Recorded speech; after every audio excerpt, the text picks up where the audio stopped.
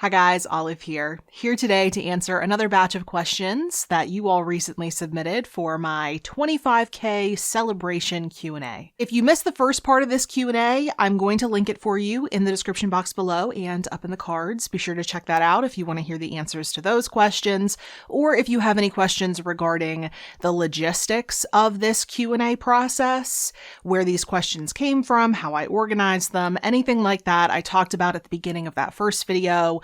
I don't want to spend any time talking about it in this video. I would much rather just get straight to answering the questions. This Q&A is multi-part because I got so many questions that I ran out of time to answer them all in the first video. So this is part 2 out of what I think is going to be a total of 3 parts. I think I can answer them all in 3 parts. So in this video, part number 2, I'm going to be answering questions regarding my reading, some more questions about my reading, questions about my book collection, questions about my channel, and also questions just about Booktube in general. All right, let's get started answering the questions. At the end of the last part, I was answering questions about nonfiction. So let's start off this video answering some questions about fiction. I'm going to be looking down at my laptop, which I have right over here, so that I can read the questions. The first one is, what is your favorite genre of book outside of nonfiction? Which leaves fiction. So I'm guessing this is asking what's my favorite subgenre of fiction. And it's pretty much a 50-50 split. I pretty evenly love historical fiction and literary fiction. If I'm going to be picking up a work of fiction, it's probably going to fall into one of those 2 categories. The next question is, what is a classic you wish you could read again for the first time? There is so much magic in reading a book for the first time. Sometimes I actually get jealous when I see people are reading specific books, specific classics for the very first time, because I wish I could experience that all over again. I would love to experience Wives and Daughters or North and South by Elizabeth Gaskell all over again and feel that rush of how much I love those books again. But then again, I would also really like to read Mansfield Park for the first time again so that I could be pleasantly surprised by it again. The next question is, what has been the fiction book that has surprised you the most this year? That would definitely be Their Eyes Were Watching God by Zora Neale Hurston. I picked that book up in late May or early June because Amanda at North Avenue Candles, the literary themed candle company where I'm now working, Amanda, the owner, selected Their Eyes Were Watching God to base her June, I think it was June, candle of the month. She based that candle off of that book. And I've been working with Amanda since early this year before I started working at the company. And I was creating videos based on her candle of the month. So I was inspired by her candle, which was in turn inspired by a book. Lots of inspiration going on. So to get ready to make that video, I read the book. I had never read it before. And I just couldn't believe how much I fell in love with it. I suspected I would like it. I had no idea how much I was going to love it. I now consider it one of my all-time favorite classics. I want to read it again. I just love it. I think it's going to be the best fiction book I read this year. And Amor Towles has a new book coming out. I don't even think Amor Towles can top how much I love Their Eyes Were Watching God. And this next question, I guess, isn't specifically just about fiction, but for whatever reason, I plopped it in this category when I was organizing the questions. So here it stays. This question is, what are the best books you've read so far this year? I've actually already made a video in which I talk about the best books I've read so far in 2021. I always try to make that video in July because I want to make it once the first 6 months of the year are officially behind us, and then I can split the year down the middle and talk about the best books of the first half, and then at the end of the year I talk about the best books of the entire year. But if you missed that video and you want to hear me talk about the best fiction and nonfiction that I've read so far in 2021, I'll link that for you in the description box below and up in the cards. All right, let's move on to some questions about my book collection. The first question is, how many books do you own? And what is your read to unread ratio? I have no idea. I have never counted how many books I own. I guess I will technically know after I'm done with the current cataloging, inventorying process that I'm doing right now. Goodreads has a function where if you go into a specific part of a book's page, you can check a box saying, I own a copy of this book. I am currently going through all of these shelves behind me and all the rest of the books that live in this room, and I'm listing them as copies that I own, because when I'm doing exchanges with other booktubers, I know it can be hard for them sometimes to take a wild guess at what I own. There was no one place where I listed all the books that I owned. So I guess once I'm done going into Goodreads and putting in all the books that I own, I'll have an idea of how many I own. Of course, I'm sure it'll not be exact. I'm sure there are books I'm missing throughout this process. And then books are coming in and out constantly.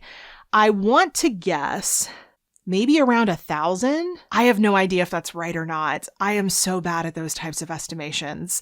The whole looking at a jar full of marbles and guessing how many are in there. I've always been terrible at that. It's just not my strong suit.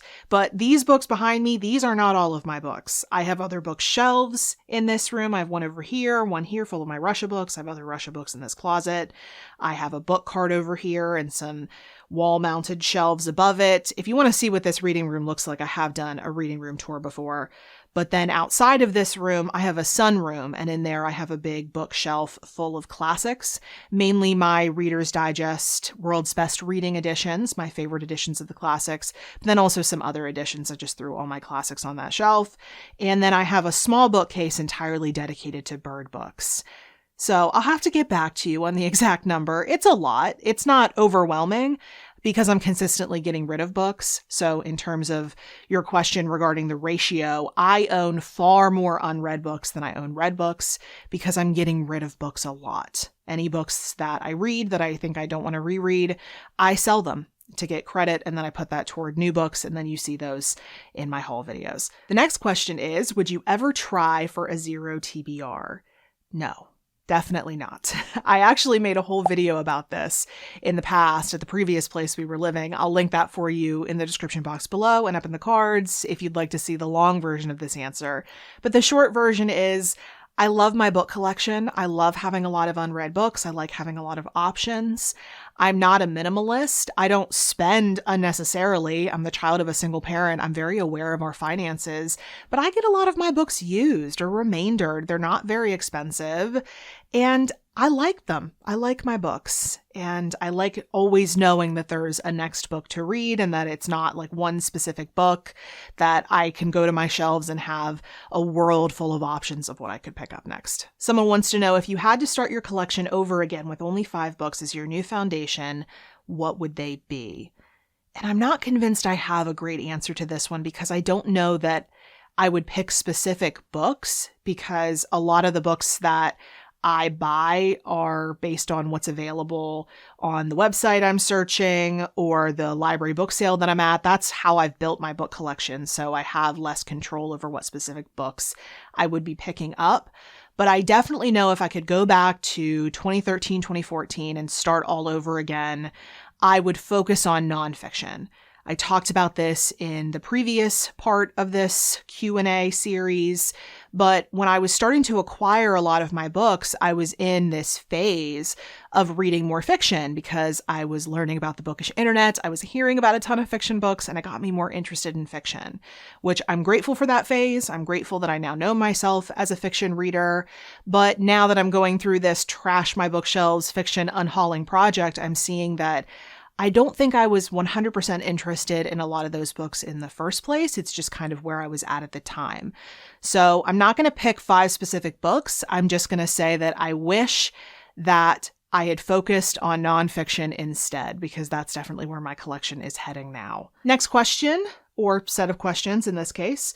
What book or books have you most often given as gifts, and what was the most special book you have received as a gift?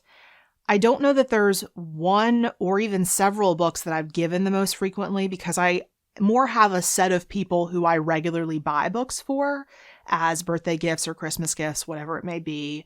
So my mom, for instance, really likes either chick lit or books about the Holocaust, and very little in between. She likes things very light or very heavy. That's just kind of what she likes. So I actually keep a very close eye on World War II books in general coming out, fiction books mainly. She does read some nonfiction about it too. But because I hear about a lot of new books, I hear about those books coming out. So I keep this ongoing list of books I think she would be interested in. And then when the prices come down a little bit or the book is released in paperback, then I'll get that book for her. So I always have that resource. So I don't have specific books I've given as gifts. I like to personalize the gift for the person. And the most special book I've received as a gift, let me go grab it. This is a copy of Master and Margarita by Mikhail Bulgakov in Russian. It's actually written in Russian. It's not just the cover. And I was given this book as a gift when I was in Russia. During my study abroad trip, we were all assigned a tutor to help us with our Russian studies, but also I think just kind of to be our friends. And not everyone made really close friends with their tutors, but I made friends with mine. Her name is Natasha, and she was wonderful to me. We had such great times together. She took me to different places to see different parts of St. Petersburg. We had a blast. Some of my best memories in Russia are with Natasha. And when I was getting ready to leave, I can't talk about that too much because it's going to make me cry. I miss St. Petersburg so much. But when I was getting ready to leave, she gave me this book and she wrote in it for me. She wrote me a note. And I've never actually read this because my Russian is not that good, but this is probably one of the most special books I own because of that. Next question. What libraries or bookstores worldwide would you love to visit? All of them. That's not an exaggeration. I would really like to go to all of them. Any single city I'm in, I find their local bookstore.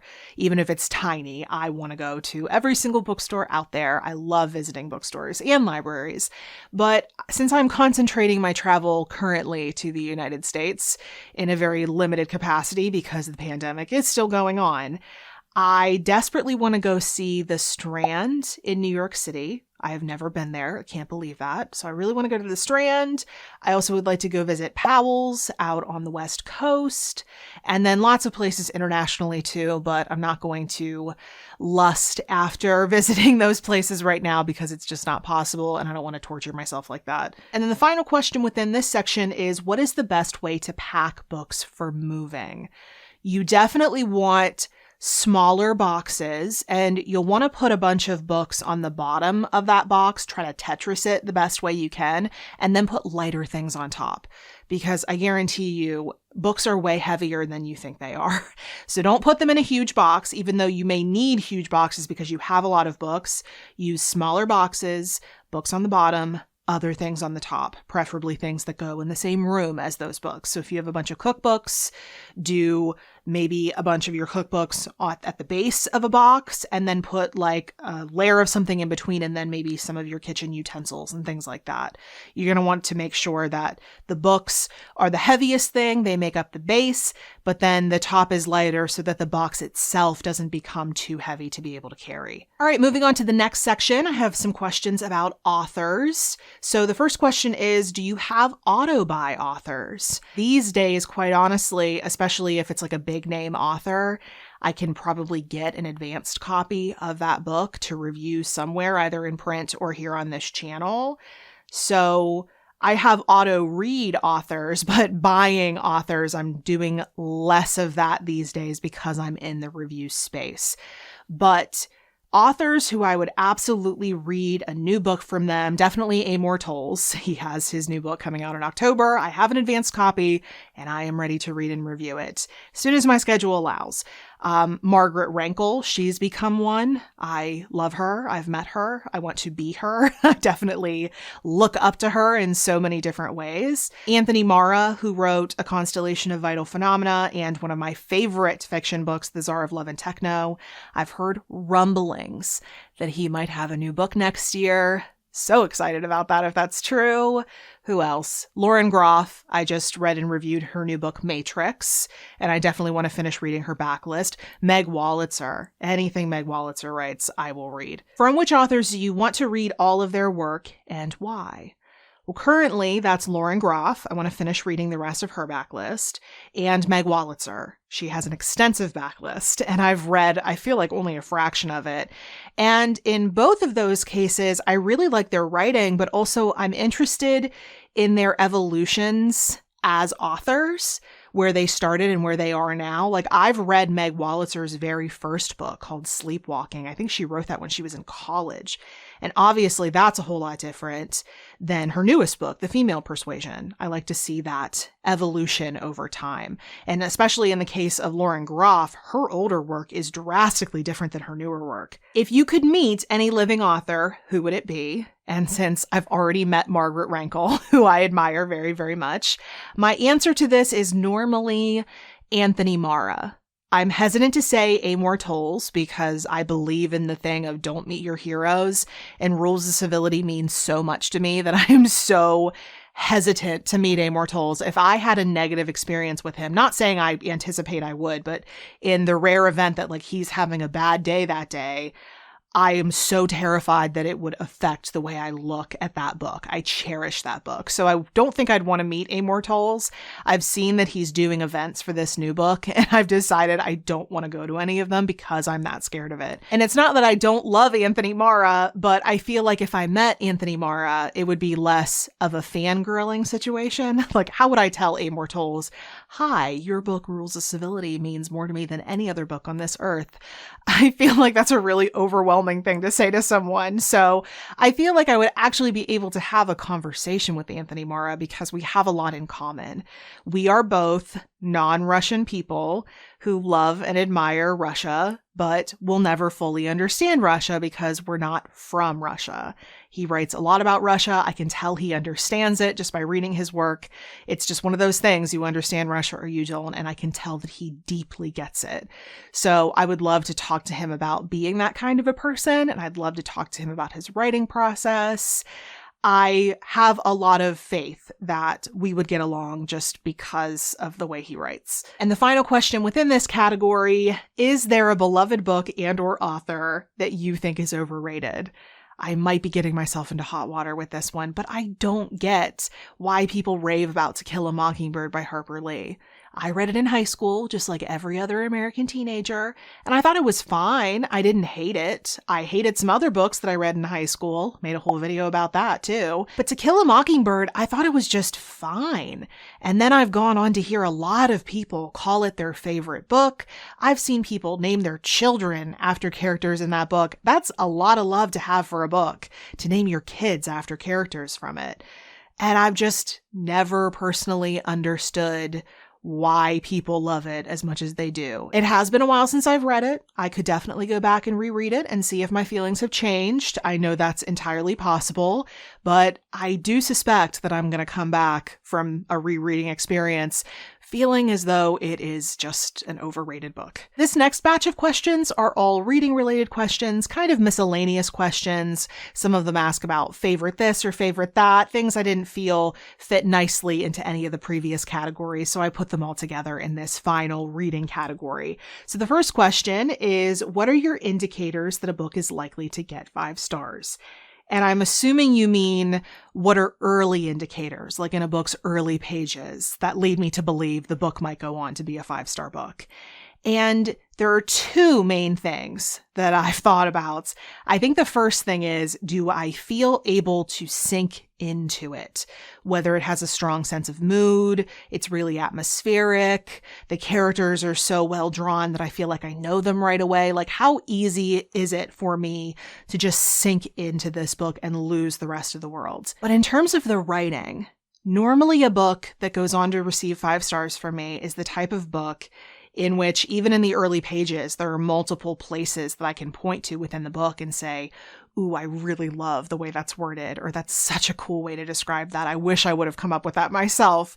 Normally that means that me and the author are on a similar wavelength when it comes to the way we see the world. So that's a good indicator that it's a 5-star read in the making. Next up are 3 questions that I felt were very similar to one another, so I grouped them together. What is the book you were the most pleasantly surprised about, meaning exceeded expectations? What's the most surprising, in a good way, book you've read? And what is a book you thought you wouldn't like, but ended up loving? And I don't know that I loved this one, but I really liked it, and I very much didn't expect to. This is High Strung by Quinn Dalton. I picked this book up at a used bookstore, and frankly, I thought it was going to be a hate read, but this early 2000s cover really captured my interest. I had to know what was going on within this book. And so I picked it up. I think it was one of my random book selections that I used to do and that I might go back to doing because I kind of miss doing that. But this was really good. It's all about this young woman coming back to her hometown in Ohio, and she's dealing with a lot of really deep stuff. Like, I feel like this cover really gives you the wrong impression about what's going on in here because, again, I don't think I loved it, but there were some sections in here that took my breath away, like just the way certain things were worded. I was absorbed in it the entire time. Definitely a good book. I just pulled my answer to the next question off of the shelves behind me in case you notice anything missing. But that question is, what's a recent book, last couple of years or so, that you loved but haven't heard many people talk about? I would say The Strays by Emily Biddle. I don't think this came out in the last couple years. I think this one came out in 2017 here in the States. I know it was released in Australia before then, but then it came out here in the US with an all-new cover, which I think is a drastic improvement over the Australian cover, which I thought was just really ugly. But this book was fantastic. And I think I heard a few people talk about it here on Booktube, and then I saw it drop off of everyone's radar, and I don't think it should. This is a fantastic book. Great if you loved The Interestings by Meg Wolitzer. It's a little bit The Interestings, but then with like a dose of coming of age. There's a young girl who spends a lot of time at her friend's house. Her parents are artists, and they invite a lot of other artists over to live at their house so they can all focus on their creative work. So then there are these two young girls around them, and it definitely has an influence on the narrator's life, and then something dramatic happens. It's really great. I wouldn't mind giving it a reread, actually. The next question is, what is your favorite Russian historical fiction book? And I had to really think about this one because I do love City of Thieves by David Benioff. I think that book is fantastic. But there's one above that one, for me anyway, and that's The True Memoirs of Little Kay by Adrian Sharp. This book is all about a real-life Russian ballerina who was in a relationship with the last Tsar of Russia, Nicholas II, before he married his wife. And this book is just fantastic. It tells a great story, but history has so much to do with this book. There are so many real-life historical figures from Russia within this book, including the main character, but a lot of the Romanov family and other people. This author was a ballerina, so she gets so much right when it comes to the main character, who is a dancer. She gets a lot of the dance world right, but you can tell she really, really did her research. She took some creative liberties with the history, but so much of it is accurate in here. And the creative liberties she took were actually interesting to think about. They were within the confines of what actually happened, but she played with a couple of variables in a way that made it really interesting for me to think about. It's a really entertaining book. I think it'll get you more interested in the revolutionary period within Russia if you're not already interested in it. And I think it proves once and for all that you don't have to take such crazy liberties with the truth in order to come up with a good piece of historical fiction set in Russia. You don't have to claim that Anastasia lived in order to write a good book. Next up, what is your favorite period in history? And that would probably be the Russian Revolution around that time. Probably another reason why I love The True Memoirs of Little Kay so much. Next question, what is your favorite English as opposed to British author? If we mean classics or fiction, I would say Elizabeth Gaskell. Modern, Helen Macdonald. I got a lot of questions along the lines of, what books would you take to a desert island? What books would you grab if your house were on fire? If all books were to be erased from the planet and each person was allowed to keep 5 books, what would be the 5 books you would save/keep? I never know how to answer these questions because I feel like whatever 5 books you pick are gonna become old. In terms of books to grab if my house is on fire, then the ones that mean a lot to me. So that copy of The Master and Margarita. I have a signed copy of H is for Hawk by Helen Macdonald that she signed for me. Other books that authors have personalized to me I'd want to grab. But the desert island, again, any books you bring are going to become old really quickly. But I guess I just bring ones that I like to reread. So, of course, Rules of Civility. I'd bring The Night Circus, maybe Uprooted, maybe a copy of Walden by Henry David Thoreau if I'm going to be by myself on an island, maybe a copy of The Origin of Species so I too can stare at finches. The next question is kind of an extension of the previous one. If you could never read Rules of Civility again, what book would you substitute and read annually? That is heartbreaking to think about, that I couldn't read Rules of Civility again. But if I were to substitute a different book to read annually, it would probably be The Signature of All Things by Elizabeth Gilbert. That book is so rich. I feel like I would definitely benefit from additional readings of that book. I feel like I could learn something new from that book every single year in the same way that I do with Rules of Civility, but for right now, I'm fine just reading Rules of Civility every year. I got a lot of questions along these next lines as well. If you were the only one who had access to books and you had the chance to give one book to the rest of society, what book would it be? What's a book you would recommend to everyone? If there was just one book you could get all of your subscribers to read, what book would it be? And this is not really how I recommend books. I like to recommend books on a much more personal level. I don't think there is a one-size-fits-all kind of book to read. I think you put a book into someone's hands at the wrong time, it could put them off not just that book, but reading in general. So I feel like it's just not an easy thing to say, yes, this book is a book that everybody should read. Books that come close to that, and these aren't books I would necessarily recommend to everyone, but books I feel like have either a very wide appeal or would really benefit people. Things like Just Mercy by Bryan Stevenson. I think that is a really important one for Americans to read.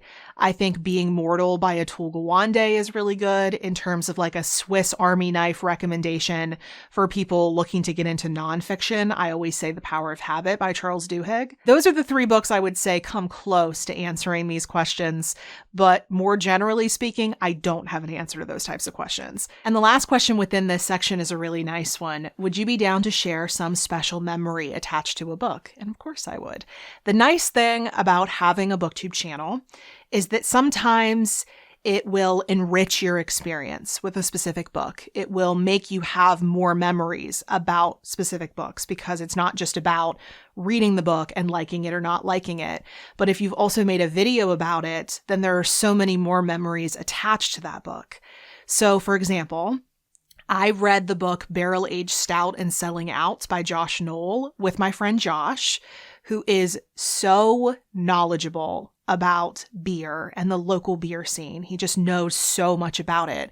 So I heard about this book about Anheuser-Busch and buying out Goose Island, the craft brewery, and how that speaks to the larger beer scene and how macro breweries are responding to micro breweries and how they're trying to buy them out, and where they didn't see them previously as competition, they now do. It's a fascinating book. But I heard about it and I told my friend Josh about it, and we both read it at the same time. And then we sat down here in my reading room and did a review together of it. And he was so nervous to do it at first, but then you can kind of see him throughout the video get more comfortable. He ended up having a great time. We both now kind of loosely follow Josh Knoll online. I've spoken to Josh Knoll on one or two occasions over Twitter. It just is such a cool thing that now not only do I remember really loving that book, but I remember talking to Josh about it and reviewing it and editing that video and trying the different beers that are discussed in that book. Josh brought some of them over for us to try in the video. It's just such a cool thing. And that happens to me now with so many different books, that it's not just about the book, it's the whole sharing of the book with other people. That makes the book itself mean 10 times more to me. So yeah, I have a lot of really great memories because of this channel. And that leads me very nicely into the last block of questions within this second part. These are all questions about my channel and about Booktube in general. And the first question is, what's the story behind your channel name? It's not a long story. It's just a play off of my name. Instead of a book I love, it's a book Olive. In retrospect, I wish I would have used a different pun and called this channel All of the Books, but I've been known as a book olive for this many years now. I wouldn't go back and change it. That's too much of a rebrand. I have a logo and everything now, so it wouldn't make sense to go back and change it. But if I could go back, I would call my channel All of the Books. The next question is, what inspired you to start your YouTube channel? I had been watching Booktube for 6 months to a year before I decided I might like to start, and it just seemed like fun. I really loved the creators that I was watching. I loved hearing what they thought, and I certainly had a lot of my own opinions about what I was reading, so I thought it might be fun to share those opinions. I wasn't really seeing any other creators who were quite like me. People didn't really focus on nonfiction. Nonfiction barely had a presence. So I thought there might be a place for me here. And it was really my husband who talked me into it. I was very nervous about getting started, but as he said, just give it a try. And if you hate it, you can always stop. So I followed his advice and I loved it. So I stayed. Someone wants me to talk about the learning curve, if there was one, when starting a Booktube channel. I feel like the learning curve never ends. I don't mean to make that sound daunting, but there's so much that goes into this, and YouTube is changing all the time, and what people want to watch is changing all the time. I mean, when you're starting out, you have to worry about just getting comfortable talking to a camera. That does take some getting used to. The best way to present yourself, the best ways to prepare yourself before you sit down to film, the best way to attract an audience, to find people who like what you read and who would be interested in watching your videos. There's so much that goes into this. That would probably have to be its own video someday. Talking about all the different things you have to consider and learn about. I mean, editing. Tony, my husband, had to teach me how to edit starting off. And of course, you have to learn how to get better at that if you want additional things going on in your videos, like including book images or like this question at the bottom. This has to be added. It doesn't just appear. So there's a lot that goes into it. The next question is, what's your favorite kind of content to make? I'm tempted to say book reviews because I've really been enjoying the book reviews I've been doing lately. I like that they're more thorough. I like that they give people an idea of whether or not they want to read the book. I think that's the whole point. But honestly, I like making a variety of different types of things. So I don't know that there's one favorite. It kind of depends. If I've been doing a ton of book reviews, then the next type of video I make will be my favorite because I like to switch it up. I get bored in a nanosecond. It's really important for me to have a variety of different things that I'm focusing on, that I'm doing. So maybe book reviews, but I like that there's a variety of different things on this channel. Next up, we have 2 questions. Do you collaborate with other creators for videos? And will you do any live streams? I definitely have collaborated with other people. Even just this year, I've done 2 different book exchanges where I pick out 2 to 3 books for another creator, another booktuber. I throw in some extra goodies into the box and then send it to that creator, and then they do the same for me. And then we both make videos in which we show the things from the box and we read the books and give our impressions and see if the other person did an A+ job in picking us out books that they think we'll like. And both of those were super fun. I definitely want to do more of those. That's one of the reasons why I'm doing this whole inventorying process of these books. So I have a list of books I can hand to another creator saying, I already own these, so they don't give me duplicates. That's really the main motivating thing. So more of those are probably coming. But will you do any live streams? I've never really had a desire to do a live stream. That's not exactly what I'm looking to do with my channel. I've seen far too many live streams get trolled, and I just don't want to go through that. Next up, I have another pair of questions. Can you describe your process of preparation? And somebody else asked, do you script your videos, plan a general outline, or improvise?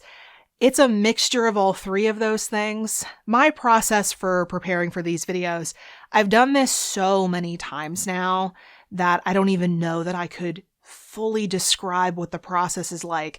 I know now what I need for each video. So I know ahead of time, do I need to pluck certain books off of my shelves because I need them for the video? Do I need to look up how to pronounce this author's name? What are the general things I want to communicate about this book or these books to everyone watching? And then I make sure I have those things written down. Sometimes if there's a very specific way I want to say something because it's come into my head ahead of time, then I'll write that down in the same way I would a book review. Sometimes lines from the review pop into my head as I'm reading, so I use the notes function of my e-reader or just like a Google Doc to write that down. So sometimes that happens for my videos where I'll make sure I want to say that one specific thing, so I put it in there.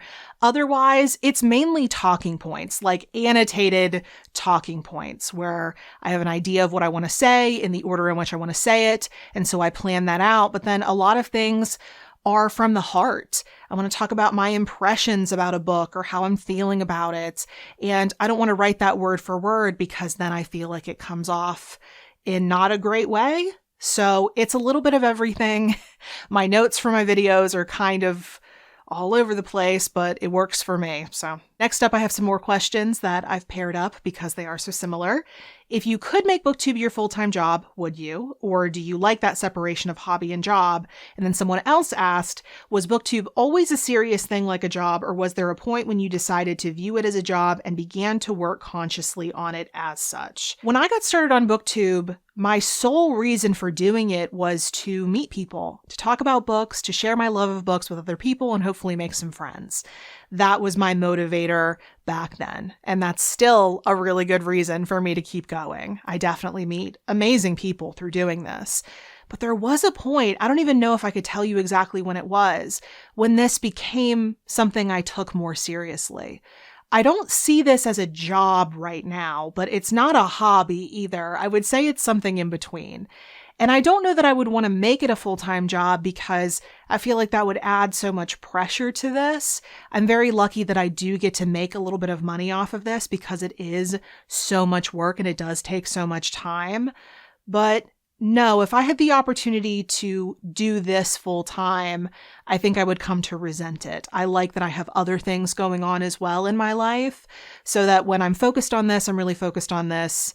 And when I'm doing other things, I can be focused on them. Again, variety is very important in my life. But yeah, I do work on this channel as something more serious than a hobby. I take it more seriously than a hobby. It's something I actively want to get really good at. And I also recognize that it leads me into other opportunities in ways that I could not have imagined when I got started. So if it's opening those doors for me, then I want to put my best foot forward and I want to keep raising the bar for myself. The next question is, how many hours a week do you tend to put into your Booktube channel? You know, I have never counted. I probably don't want to know. It depends on what I'm making that week. So this week will be a lot more because these videos are so long. There are so many questions. It'll take a whole lot longer to edit. But it's at least part-time job status, we'll put it that way. Next up, are you going to do any book reviews from your Try a Chapter videos? This person is talking about the Try a Chapter videos I've been doing for my Trash My Bookshelves project. And yes, I do have plans to do reviews for some of those books. Someone wants to know, what's my favorite video that I have done? To this day, I think it's a video that I made years ago, my review of Back to Moscow by Guillermo Arades. I took shots of vodka while reviewing a book about Russia. And so I'm talking about the book, I'm talking about Russia. So much of that video came from my heart. I am drinking in it, so a lot of funny things happen as I just get progressively drunker. I remember going into filming that video thinking, this is going to be the best or worst thing that I have ever done. And I think it's the best thing I've ever done. The next question is about Nonfiction November. What prompted you to start Nonfiction November? And of the last 7 years, which has been your favorite prompt/event? Well, when I first got started on Booktube, like I said, there weren't many people talking about nonfiction. I didn't see people getting excited about nonfiction in the same way that I was excited about it.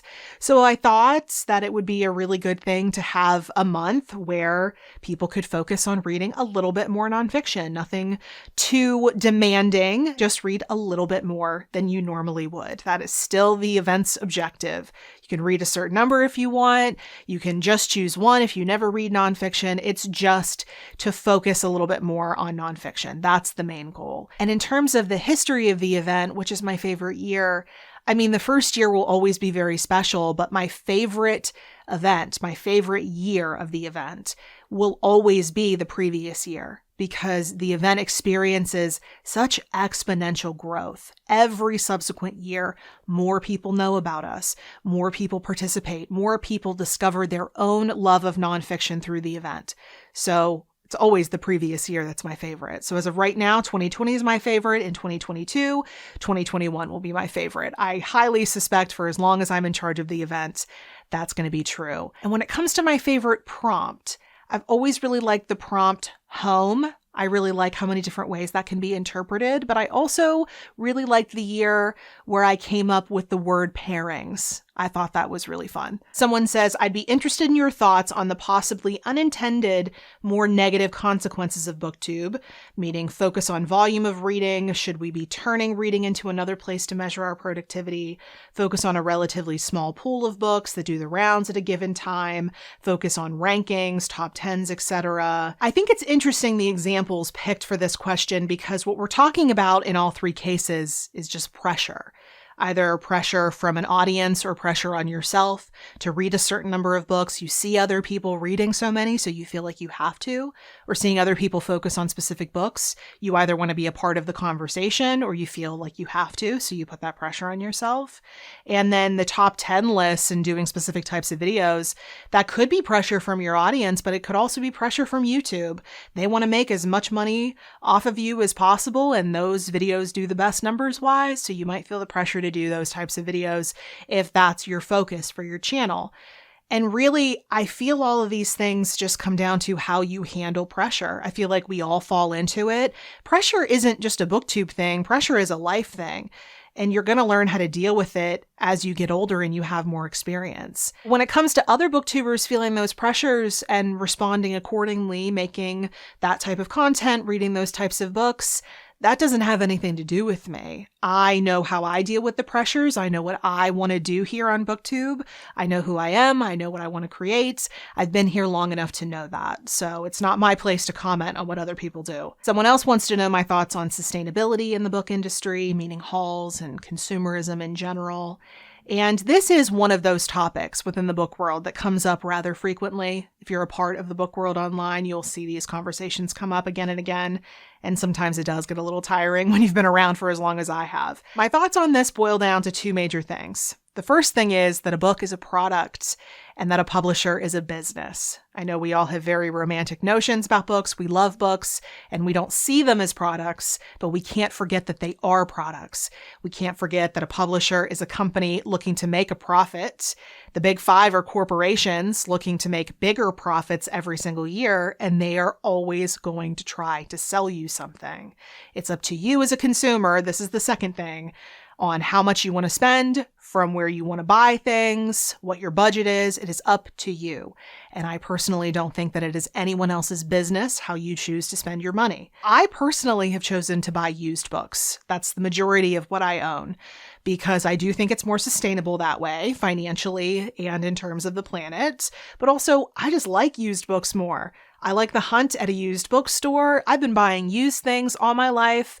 I grew up with a single parent. My clothes were used. Like everything was used. So that's just a reality of my life that I've continued on living. But it's not up to me to count someone else's money and tell them they can't buy a whole bunch of new books and then unhaul them the next month if they want to. That's just not my business. The next question is, what has been a downside of reaching so many subscribers? It's definitely less of a personal experience when it comes to connecting with your audience. Like when you have a small channel, there might be a handful of people who comment and you can develop real connections because there aren't so many voices. You're so much more able to make connections with the people who are watching your videos because there aren't so many of them. You can really give your attention to people. You can just focus on those people and have longer conversations. I try to hang on to that as much as possible. It really hasn't been possible for me to do it in the way I would like to, because I do recognize people's names in the comments and I try to thank them for their time watching the video, but also returning to the comment section or giving me advice or just taking the time to talk with me, because that still means as much to me now as it did back then. But it makes me feel really bad that I can't connect with people in the same way that I did, especially because that's the reason why I came into Booktube in the first place, is to connect with people. And I feel like I've lost that kind of closeness with my audience as I once had. But also, when it comes to connecting with other people, just in general, I feel like there's this thing that I never thought was going to be a problem, and that you have to question whether or not someone is interested in getting to know you, interested in being your friend, or if they're interested in that number under your name. Next up, what is the hardest part for you in making a video? The hardest part for me is trying not to be a malignant perfectionist. I lean toward being a perfectionist already, but something that is constantly in the back of my mind as I'm filming my videos is say everything right, make sure you pronounce everything right. And sometimes I'll say something over and over again until I get it right, to the point where I'm just exhausted, because I know if there's even a misplaced word somewhere in a sentence, then there is a high likelihood of hearing about it in the comments. And I work so hard on these videos that I just don't want to hear it. So I work extra hard to make these videos perfect, because I don't want to be nitpicked by, more often than not people who are subscribed to this channel, just random strangers who get their thrills out of dunking on someone. But I just don't want to hear it. After spending so many hours working on something, I just don't want to hear about something so small. So I work extra hard to make sure it's not there. But then it makes the process 10 times harder. Let's go to a lighter question really quickly. How do you keep your beautiful bookshelves, thank you, so clear of dust? I don't. You just can't really see it. I will be dusting these when I do my big book reorganization project, but there's dust on there. You just can't see it right now. Next up, I have another pair of questions. Do you ever go through periods where you lose interest in reading or feel pressured to continue reading for the purpose of uploading videos? And what keeps you engaged and excited and so able to keep producing great content? Well, thank you. I'm glad you think it's great. I do go through periods where I'm not quite as interested in reading. And yes, I do sometimes feel pressure to continue reading so that I have content. But I just try to go back to the place where I remember why I do this in the first place. And it really does give me a lot of creative satisfaction. So that's mainly where I find the motivation to keep going. But also, like I was talking about before, the variety of different things I make, the different challenges that this channel presents me with, all of those things keep me motivated. This next one's an interesting one. Do you ever feel the need to keep your opinions about some of the books you read to yourself and not use everything book related you consume for creative content? Absolutely. It's one of the reasons why I needed a break from wrap-ups. Sometimes I just want to read a book and feel how I feel about it, and no one needs to know about it. Like, when you're putting your opinions on books out there for public consumption, then people have the right then to pick apart how you feel about a book. And sometimes I don't need anyone's opinion on my opinion. Sometimes I just want to like or dislike a book without any extra noise. Someone wants to know, who are your favorite booktubers to watch? And I don't know if you've ever seen any of my booktuber recommendations videos that I've been making over the years, very consistently over the years, but I highly recommend you check out those lists. I'll link them all for you in the description box below. A lot of those people are still making content and I still watch it. A sort of related question, how do you connect with other nonfiction booktubers? Mainly during Nonfiction November. I try to watch every single Nonfiction November TBR that goes up, and as much as I can, I try to be in the comment section saying hi. Do you envision any major changes in your channel in the next 5 years? Any goals that you are working toward? The next 5 years. I don't have any big changes planned for the channel. Certainly, I might change the way that I do things, but I do kind of like the way I do things right now, so who knows? But there will come a time, it might be within the next 5 years, that I'm not going to be able to do this as actively as I do right now. It does take a lot of time out of my life, and I just don't think I'm going to want to do that for an infinite amount of time. I don't have any plans right now to leave, and it will be a transition, and I probably won't disappear entirely. I like doing it too much for that, but I know there will come a time where it's taking more out of me than it's giving me, and I will move into a different type of creative work. But again, I don't have any plans. I'm planning on sticking around for a while, but that's kind of what I'm thinking. Regarding books and booktube related stuff, what is the accomplishment you are most proud of? I am the most proud of any part that I played in carving out a space for nonfiction readers on Booktube. And then the final question within this section and the final question within the second part of the Q&A is, what is one dream regarding your channel that you haven't achieved yet? Someday, I would very much love it if a book publisher took something I said in one of my video reviews here on my channel and blurbed it on a book, because I currently don't understand why I can write my thoughts down in a written review for a venue and that can be blurbed on a book. It's happened to me. It's super cool. Why wouldn't my thoughts, I'm the same person, same person who writes the reviews is the same person who makes these video reviews. Why wouldn't something I say in a video review then be blurbed? I would like to see the book industry come to a place where they see value in video reviews in the same way that they see value in written reviews.